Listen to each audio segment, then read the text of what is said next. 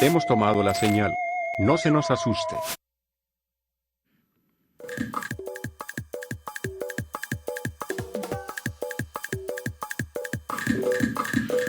Estigma, marginación, soledad, enfermedad, incluso delincuencia son las palabras que puedo imaginar al escuchar el tema de las adicciones. Mi nombre es Rogelio Molina, soy especialista en adicciones, director general de Clínica CTA. Hola, más cordial bienvenida. Juan Manuel Ramírez.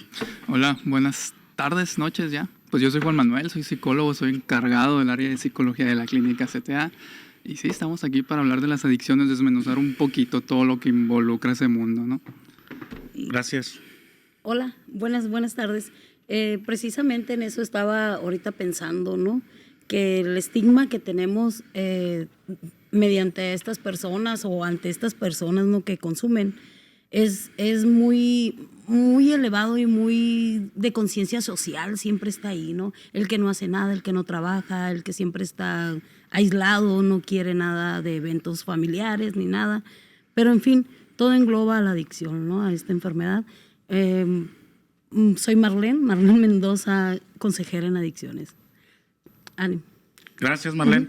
Pues sí, desmenuzando un poco el tema de las adicciones. Juan Manuel, ¿tú qué piensas de las adicciones? ¿Se pueden curar? ¿Se pueden aliviar?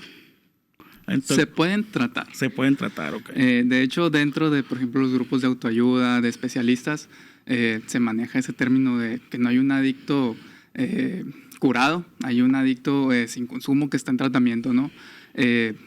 Es una enfermedad tal cual, porque luego escuchamos adicciones y, está consumiendo, está haciendo esto, está haciendo lo otro, es baquetón nada más, es una etapa, anda nomás de rebelde, se le va a pasar cuando no, cuando realmente es una enfermedad y es una enfermedad crónica. Una vez adicto, siempre se es adicto, pero igual que otras enfermedades crónicas lleva un tratamiento que te puede ayudar a regular, a estabilizar toda tu vida, a estabilizarte tú mismo, tanto con salud física, lo orgánico, como lo psicológico, lo mental, lo conductual, absolutamente todo, ¿no? Pero sí, se puede tratar. Hay tratamientos, hay terapias psicológicas, hay tratamientos psiquiátricos que te ayudan a regular y a tratar y a sobrellevar y sobre todo construir esa vida, ¿no? Aún con la enfermedad de la adicción. Ok. Marlene, tú tienes el caso personal de que tú también fuiste consumidor hace mucho tiempo. Y aparte tienes consultas, ¿no?, con tus pacientes. ¿Hay un común denominador para pacientes con problemas de adicción? En este caso es bien importante desde el momento que se acepta esta enfermedad, ¿verdad? Desde ahí ya es un parteaguas, pues. Mientras no esté esta aceptación dentro de esta recuperación, es casi imposible un tratamiento, pues, que llegue, ¿no? Es casi imposible. Necesita estar en abstinencia y después ya viene todo el proceso, ¿no?, de los cambios que da el programa, pues, de recuperación. Ok.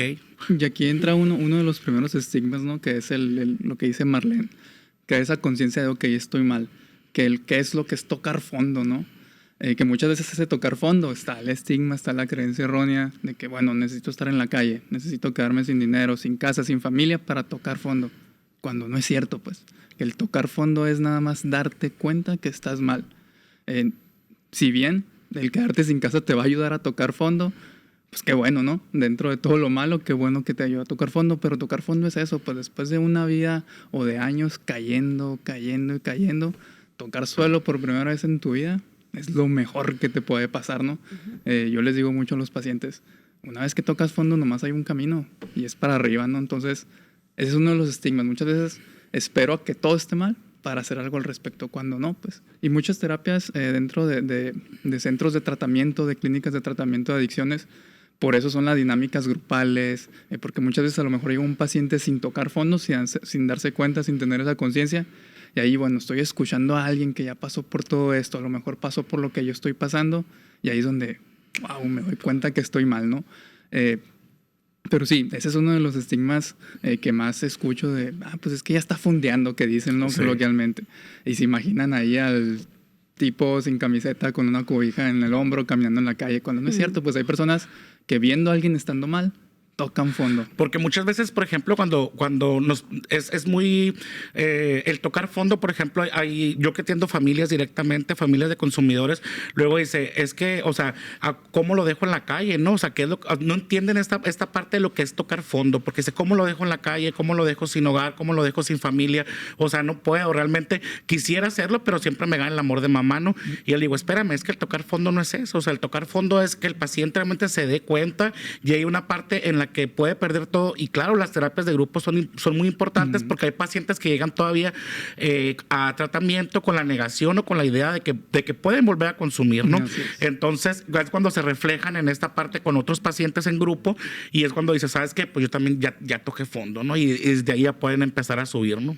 Y esto es, hablando de este tema de familias, Rogelio, es bien importante el también hacerle ver, cuando a mí me tocan las sesiones grupales de familia, hacerles ver que es soltar con amor. Okay. O sea, no es lo vas a aventar a la calle y lo vas a tirar. No, tú ya hiciste y estás haciendo lo humanamente posible, porque esto no sucede, este cambio de la noche a la mañana.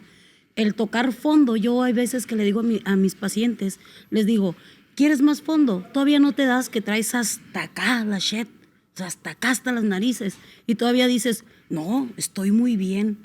No te has visto, y si te ves, no quieres verlo, ¿verdad? A la familia de igual manera, pues. El que mamá o papá o algún familiar le diga, hey, espérate, no te vayas, nada más aumenta más lo que es esta enfermedad de emociones y haga que se vaya el adicto, pues, de ese lugar, ¿no?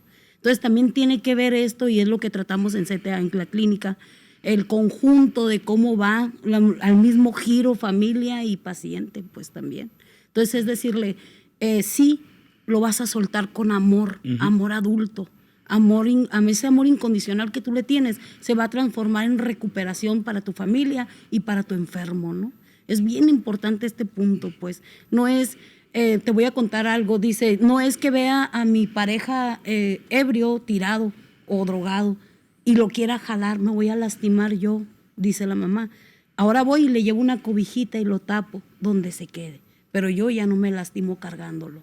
Ese es soltar con amor, eso es decir, ahí está, bueno, y ver la diferencia entre la enfermedad y el hijo o esposo o cual sea, ¿no? El parentesco que tenga el enfermo.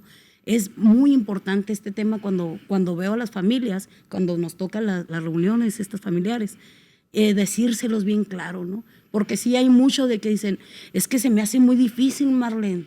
Se me hace muy difícil soltar, o sea, lo dices bien fácil, pero es que no, tú no entiendes. No, sí lo entiendo, conmigo lo hicieron, a mí me soltaron y eso me sirvió, pero me soltaron con amor. Me dijeron, ¿quieres? Ándale pues, adiós. Entonces ya dije, no, pues no quiero, yo mejor me regreso a lo básico, a lo que me dieron, a mis valores, a todo lo que es mi familia, mis hijos, mi mamá. Y entonces así fue como empecé a tocar este fondo que dice Juan Manuel, y empiezo órale, pues así era, y mi mamá ya empezó a descansar, a tranquilizarse, ¿no? Yo cuando veo, por ejemplo, a las familias que hacen su trabajo, ¿no? Que por ejemplo, trabajan en ellos mismos, que acuden a grupos ya especializados igual para familias o que ya llevan sus terapias, yo veo cómo va cambiando ya el paciente consumidor, va cambiando. A veces tiene que hacer primeramente trabajo con la familia para posteriormente pasar con el paciente. ¿Por qué? Porque si la familia hace cambios desde el sistema de familia, el paciente empieza a hacer cambios evolucionando más en el tratamiento, ¿no? Entonces es importante también mencionar, o sea, el papel o el rol importante de la familia dentro del proceso de tratamiento del paciente con adicción. Y claro, trabajar esa perspectiva y, como dice Marlene, pues marcarles muy bien la diferencia entre lo que es una codependencia y lo que es ese amor adulto, ese amor maduro que se le llama. Sí, hacerles ver, es que no es dejarlo en la calle, no es dejarlo desahuciado, no es dejarlo sin nada, es simplemente dejar que lleve sus consecuencias, pues así como un niño chiquito, pues no puedes ir ni estar todo el tiempo, el 100% del tiempo, sobre él, cuidando que no se golpee, cuidando que no se caiga, porque va a pasar, pues. Y en el momento que pase, pues va a aprender que, bueno, ya esa piedra me tropiezo y me duele, ya no lo voy a volver a hacer, pues. Y ese es el amor maduro, pues, ok, es tu vida, llega un momento en que, como dice Marlene, yo no puedo estarte salvando de todo, por más que lo intente, y dejar que vivan las consecuencias. desgraciadamente, en psicología se le llama condicionamiento, es muchas veces como aprendemos nosotros, pues, asociar un estímulo o algo que nos pasa con algo que hicimos, ¿no? Toda acción lleva una reacción. Y cuando voy grabando eso en mi cabeza, que se va haciendo esa conciencia realmente, pues bueno, el fuego quema, no voy a meter las manos ahí. Pero si yo estoy todo el día sobre el niño y viendo que se acerca el fuego, a lo mejor, no se acerque, no se acerque, no se acerque, no se acerque. Y voy a estar ahí 1000 veces, pues. Cuando a lo mejor tampoco voy a dejar que se queme la mano tampoco, ¿no? Es un ejemplo nada más. Sí. Pero sí, dejar que su paciente, su familiar, su hijo, esposo, lo que sea, viva las consecuencias. Mientras él siga viendo que sus acciones no tienen consecuencias, lo va a seguir haciendo, no va a hacer ningún cambio, ¿no? Sí, Así es. Y permíteme, y es muy importante ver esta parte, pues el cómo la familia también se hace adicta al adicto, pues. Se hace adicta al adicto porque quiere algo, nos volvemos su sustancia de consumo. Si no está el adicto, ahí ando preocupada. Y ya comió, y ya durmió, y cómo está. Y ya lo vio el psiquiatra, ya lo vio el doctor, cuando están dentro de la clínica. Lo hemos vivido, yo lo he vivido con las familias, que están diario, ¿no? Cómo están pendientes, porque pues son su familiar, pero esto yo le llamo, y se le llama, mejor dicho, enfermedad de codependencia, pues, ¿no? Se hacen adictos al adicto, y el adicto, pues, ¿qué dice? Pasto, corral y agua. No, y se aprovecha más, ¿no? Cuando sabe. Porque el adicto es muy bueno para manipular. Exacto. Para manipular, eso yo creo que es una de las características principales del paciente con adicciones, es cómo manipula, cómo chantajea, cómo sabe con quién llegar, ¿no? Con qué parte de la familia, porque nos toca mucho tiempo cuando estamos en consulta, o sea, ya saben que con mamá va a obtener esto, ya saben que con papá va a obtener esto. Y son las características, ¿no? No estamos juzgando, sino es una característica del paciente con adicción. Ahora, entiendo que hay diferentes, los conocemos los tres, pero para la gente que nos escucha, hay diferentes etapas de la adicción. O sea, ¿cómo podemos decir o cómo podemos descubrir en qué etapa está nuestro familiar a la gente que nos escucha con problemas que tiene algún problema de adicción? Ok, en este proceso de las etapas, vamos a ponerlo así, vamos a hablar de la negación, es la principal, ¿no? La negación Pero que te interrumpa, Marlene. ¿Qué tal si antes de eso hablamos de qué es la adicción, qué es la enfermedad de la adicción, ¿no? Porque ese también es otro, ahorita que hablábamos de los creencias erróneas, ¿no? De, pues un adicto es el que consume drogas nada más, ¿no? Ajá, ahí te va la mía, ¿no? Adicto es aquel que consume, se arrepiente, jura no volverlo a hacerlo y lo hace. Así es. Sácatelas, dale más, pues. Lo has hecho. Te has preguntado, has jurado, has hecho juramentos, mandas. Ahora que viene la cuaresma, ¿no? Hey, toda la cuaresma, no, voy a hacerlo. Nomás pasa la cuaresma y te avientas 80 días seguidos, ¿no? Peor que la cuaresma. Entonces, adicto, para mí, es esta persona, ¿no? Que consume, se arrepiente, jura no volverlo a hacerlo y lo hace. Para mí, la adicción es esta, ¿no? El pensamiento obsesivo y la compulsión no puede parar. Okay. De cualquier sustancia o cualquier actividad que sea obsesiva, pues, ¿no? Así es. ¿Y cómo empezamos con la adicción? Como en las etapas o sea, a lo mejor del primer consumo, ¿cómo nos vamos yendo? ¿Cómo podemos evaluar? Tú que estás en esta área, o sea, ¿cómo podemos evaluar un paciente en qué etapa está? Si ya es un adicto, si ya... luego dicen que lo picó el alacrán, ¿no? Cuando ya te vuelves adicto, como me picó el alacrán y ya no hay vuelta para atrás, pues ya se hace crónico el padecimiento, ¿no? Bueno, hay varias cositas así que me fijo yo, independientemente de las evaluaciones, todo lo estandarizado, todo eso. Después de todo eso, bueno, ya le está afectando en su vida, en cualquier aspecto de su vida, porque luego me salen, es que yo soy funcional, yo trabajo, yo proveo. Y luego, pues sí, pero ¿cuándo fue la última vez que te sentaste a hablar con tu hija? Okay. ¿Cuándo es el cumpleaños de tu hija? Y muchas veces ni me saben decir, ¿no? Y lo ves, no eres funcional, ¿no? Entonces, donde ya una parte de su vida se ve desbalanceada, ya hay un problema. Se hace un historial de qué eventos ha vivido, porque sí, llega un momento, hay una analogía que usamos, se la aprendí a Marlene, de hecho, que le llamamos el pastel de la enfermedad, que a lo mejor yo puedo vivir lo mismo que una persona que se hizo adicta, pero ¿por qué él se hizo adicto y yo no? Pues, ¿qué recursos internos tiene? ¿Por qué no se adapta?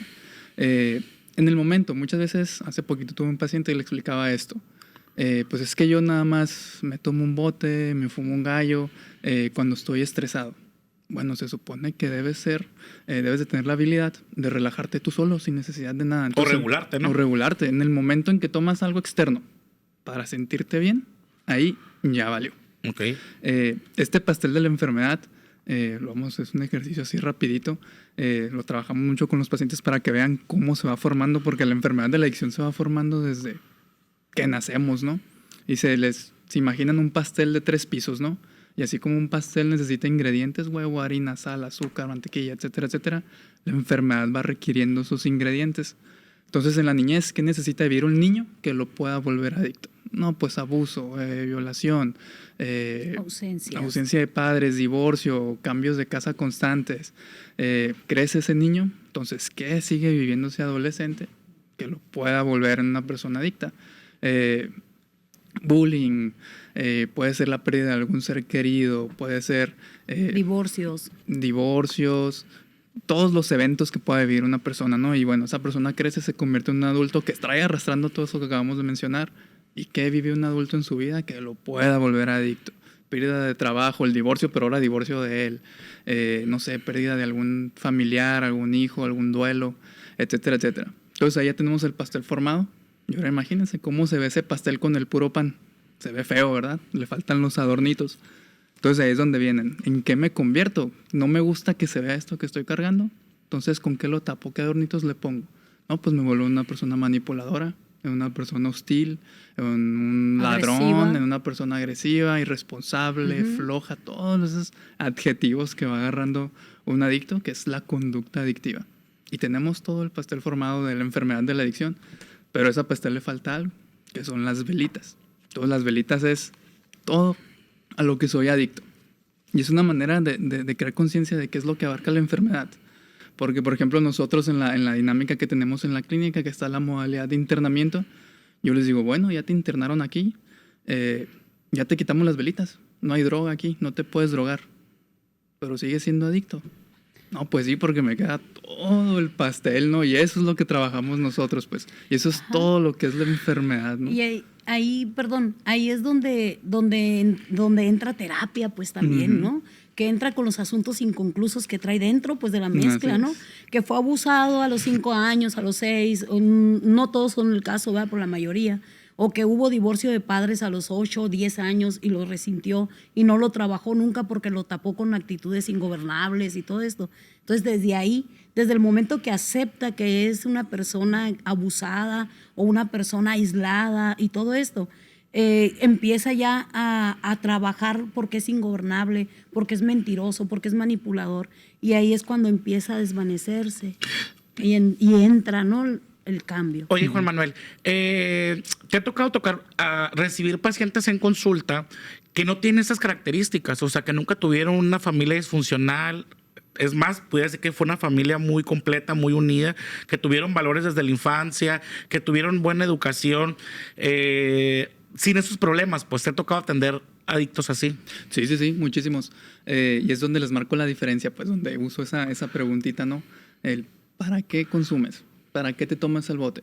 No, pues para dormir bien, para que me dé hambre, para que estar un poquito relajado, darme un tiempo para mí. Bueno, ¿por qué necesitas eso? Entonces ahí es donde se evalúan todos esos recursos de los que hablábamos. Batalla para relajarse, ¿qué está pasando?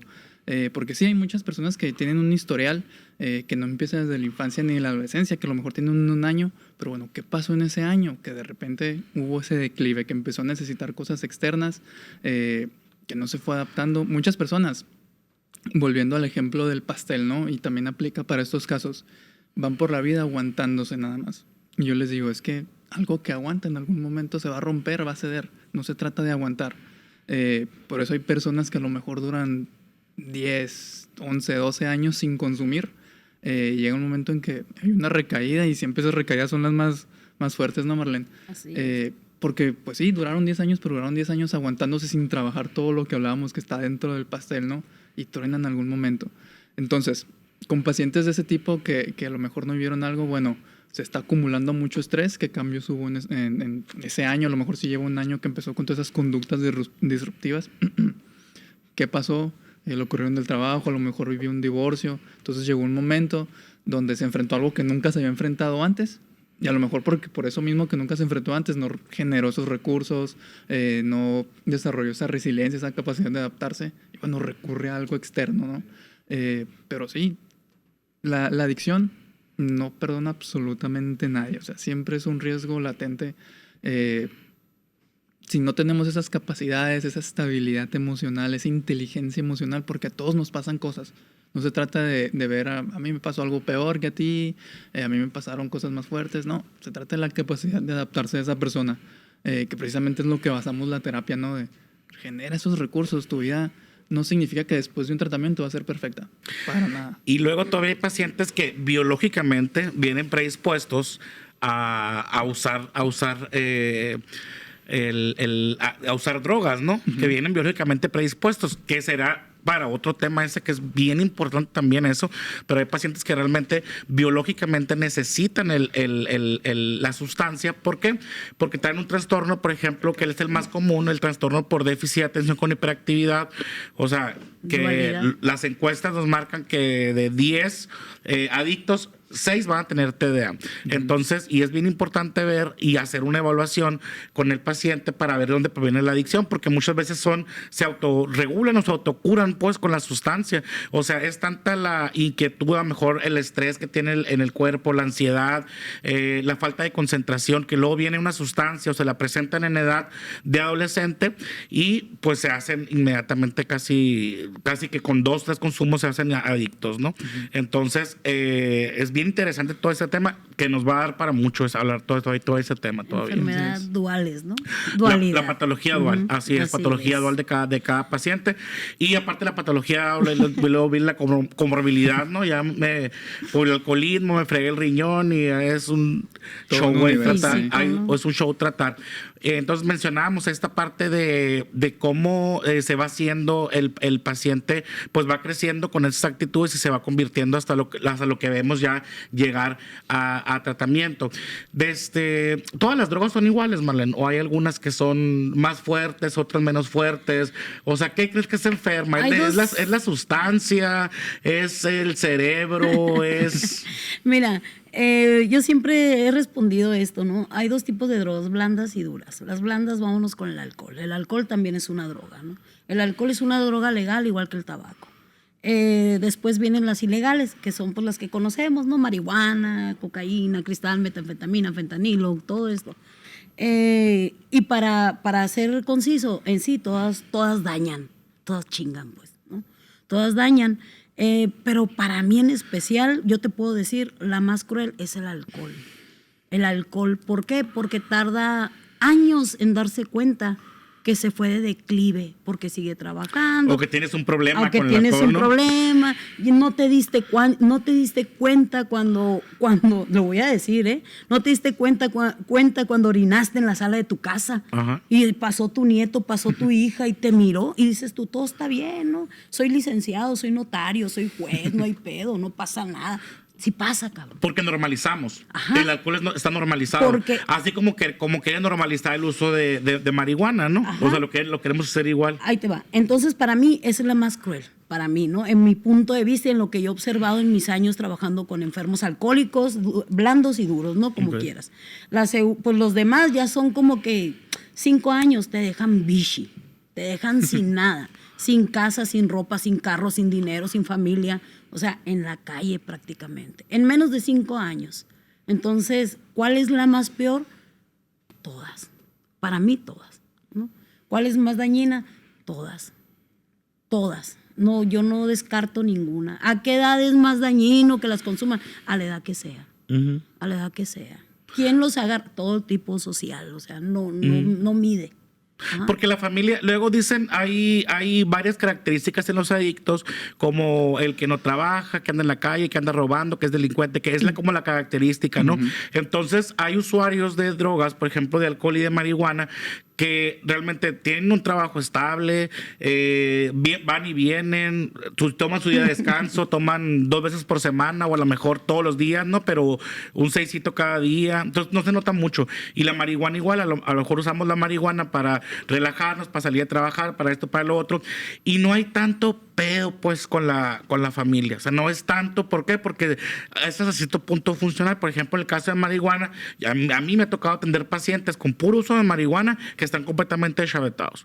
Entonces, ¿y ¿a qué me refiero deschavetados? O sea, completamente no tienen problemas cognitivos, tienen problemas de identidad, tienen problemas, o sea, ya un chorro de problemas o trastornos asociados al puro consumo de marihuana, pero nosotros lo queremos ver como droga blanda, y no es cierto. La marihuana lo que pasa es que no causa efectos a mejor físicos, ni efectos tan disociales, ni laborales, o sea, tantos efectos, pues, pero los efectos está dañando a lo que es la parte biológica. Igual con el alcohol, me dice, puedes pasar hasta 10, 15 años y ni te das cuenta que eres alcohólico, pues, o sea, no te das cuenta que eres alcohólico, ya pasaste esa parte, la parte social, ya la parte en la que andas haciendo, pues, puro desorden, ¿no? Y desorden me refiero. Lo platicaba Juan Manuel ahorita, decía, o sea, ¿qué es lo que cuando te afecta un área de tu vida? Es porque ya tienes un problema. Por ejemplo, el alcohol a lo mejor, dice, no, yo soy alcohólico, dice la gente, no, pero el lunes no fui a trabajar el lunes porque pues amanecí crudo el domingo.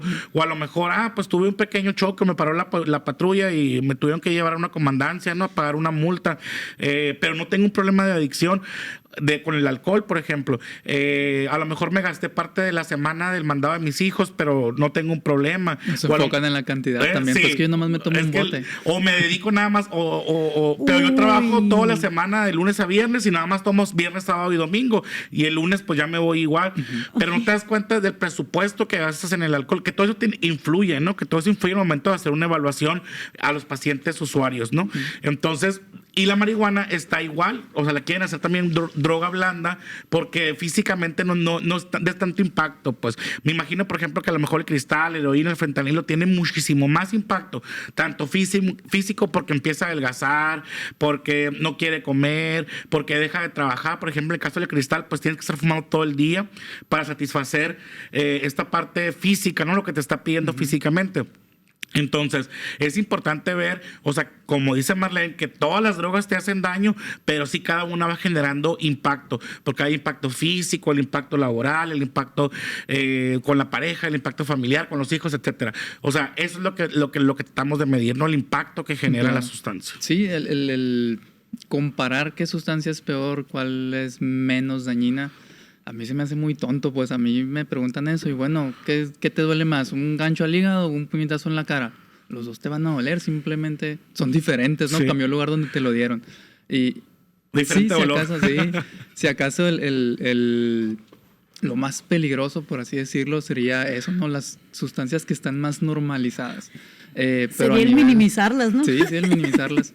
Sí. Pero sí, pues todas tienen su daño simplemente diferente. Como decías, pues a lo mejor el cristal hace más ruido porque te come más de volada, pues y te ves más flaco y te chupa y se nota más, ¿no? Cuando la marihuana físicamente así de tu cuerpo, tu aspecto no se nota tanto, pero a nivel cognitivo, igual que el alcohol, a nivel cognitivo hacen muchísimo daño, ¿no? Todas las redes neuronales causan mucho daño y muchas veces los pacientes, por hace poquito tuvimos un paciente que 2, 3 consumos y le tronó algo en la cabeza y doctor, ayúdenos con ¿no?